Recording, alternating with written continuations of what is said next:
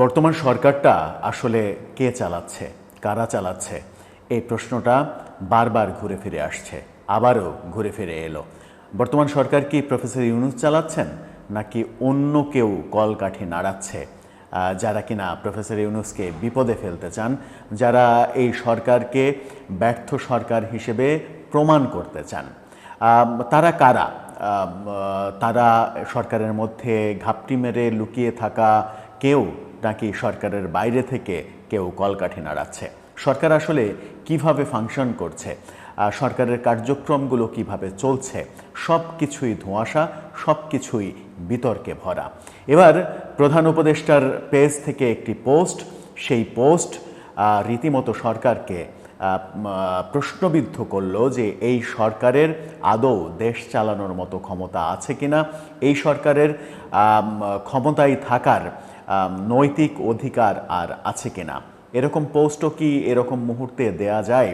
গতকালকে মাইলস্টোন কলেজে যে ভয়াবহ দুর্যোগ নেমে আসলো, সেটার যখন সমাধান হয়নি, এখনও হাসপাতালের বিছানায় শত শত আহত কাতরাচ্ছে, মৃত্যুর সংখ্যা বাড়ছে, মৃত্যুর সংখ্যা নিয়ে ধোঁয়াশা তৈরি হচ্ছে, ঠিক সেই মুহূর্তে প্রধান উপদেষ্টার পেজ থেকে ত্রাণ সহায়তা চেয়ে পোস্ট, এবং সেই হাস্যকর পোস্ট কিছুক্ষণ পর আবার মুছে ফেলা, এটা নিয়ে যে বিতর্ক তৈরি হয়েছে, তাতে সরকারের ভাবমূর্তি আমার মনে হয় স্মরণকালের মধ্যে সব থেকে বেশি ক্ষতিগ্রস্ত হলো। কেন এই পোস্ট দেয়া হলো, কেনই বা সরিয়ে নেওয়া হলো? সরিয়ে নেওয়ার পর কি বলার আর অপশন আছে যে না, এই পোস্ট আমরা দিই নাই? কারণ গণমাধ্যম এটা নিয়ে খবর করেছে, বিবিসি সহ বিভিন্ন গণমাধ্যমে এটা নিয়ে ফলাও করে নিউজ ছাপা হয়েছে। কেন হলো সে আলোচনা করার চেষ্টা করব এই ভিডিওতে। থাকবেন পলিটিক্স টিভির নিয়মিত আয়োজনে।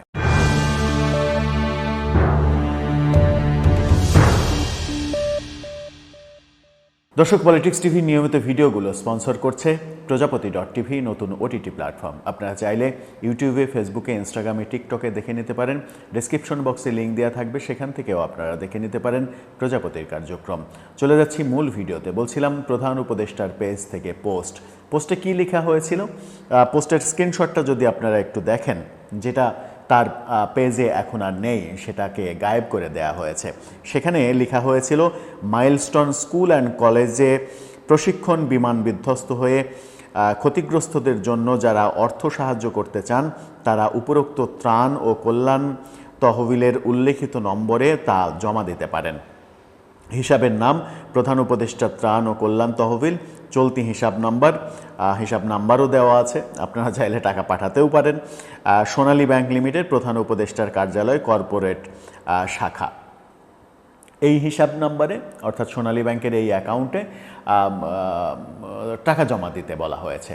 তো প্রধান উপদেষ্টা কিংবা প্রধানমন্ত্রীর কি নিজস্ব দুর্যোগ ফান্ড থাকে না? নিজস্ব ফান্ড থাকে, দুর্যোগ ব্যবস্থাপনার ফান্ড থাকে, দুর্যোগ মন্ত্রণালয়ের ফান্ড থাকে, সরকারের বিশেষ ফান্ড থাকে। এছাড়া এই ঘটনার সঙ্গে সংশ্লিষ্ট বিমান বাহিনী, তাদের ফান্ড আছে। সেখানে এই ঘটনার যখন মীমাংসাই হয়নি, তার পরের দিন প্রধান উপদেষ্টার পেজ থেকে এই রকম পোস্ট কেন চাওয়া হলো? দেশ কি দুর্ভিক্ষের দিকে চলে গেছে যে জনগণের কাছে এখন এই সামান্য একটা ব্যাপারে টাকা ভিক্ষা চাইতে হবে? দেশ কোন দিকে এগোচ্ছে? দেশে শোনা যাচ্ছে রিজার্ভ বাড়ছে, দেশের উন্নয়ন হচ্ছে, দেশ উন্নয়নের সাগরে ভাসছে। ঠিক সেই মুহূর্তে কেন এটা হচ্ছে? এটা কি অস্বীকার করার আর উপায় আছে যে এই স্ক্রিনশটটা আপনারা যারা বলছেন এটা ভুয়া, এটা ফেক? উপায় নেই, কারণ আপনারা বিবিসির ফটোকার্ডটা দেখে নিতে পারেন। বিবিসি এবং ইত্তেফাক দুই পত্রিকায়, এই দুই পত্রিকা সহ এই দুটা প্রতিষ্ঠান তো অন্যতম বড়। ইত্তেফাক বাংলাদেশের প্রেক্ষাপটে সবথেকে বড় গণমাধ্যম, এবং বিবিসি বাংলা বিশ্ব স্বীকৃত একটা প্রতিষ্ঠান। সেই দুটো গণমাধ্যম নিশ্চিত করছে যে এই ঘটনা ঘটেছে। গণমাধ্যমে বলা হচ্ছে যে অর্থ সহায়তা চেয়ে প্রধান উপদেষ্টার ভেরিফাইড ফেসবুক থেকে দেওয়া পোস্ট ঘিরে সামাজিক যোগাযোগ মাধ্যমে সমালোচনার ঝড় ওঠে। পরে এই পোস্টটি মঙ্গলবার দুপুরে সরিয়ে ফেলা হয়। পোস্টটিতে যা বলা হয় সেটা তো আপনাদের বললাম। ফেসবুকে বেলা 2টার পর পোস্টটি দেয়া হয় এবং তার কিছুক্ষণ পরই সরিয়ে নেওয়া হয়। তবে কী কারণে পোস্টটি মুছে ফেলা হলো সে বিষয়ে পেজে কোনো ব্যাখ্যা দেয়া হয়নি। একই সময় প্রধান উপদেষ্টার প্রেস উইংয়ের হোয়াটসঅ্যাপ গ্রুপেও পোস্টটি শেয়ার করেন সিনিয়র সহকারী প্রেস সচিব ফয়েজ আহমেদ। তবে এই গ্রুপে পোস্টটি এখনও রয়েছে, অর্থাৎ প্রধান উপদেষ্টার প্রেস উইংয়ের সঙ্গে সাংবাদিকদের সংযোগ যে হোয়াটসঅ্যাপ গ্রুপে রয়েছে সেই গ্রুপেও এই পোস্টটা দেয়া হয়েছে, যে পোস্টটা রয়ে গেছে বলে ইত্তেফাক নিশ্চিত করছে।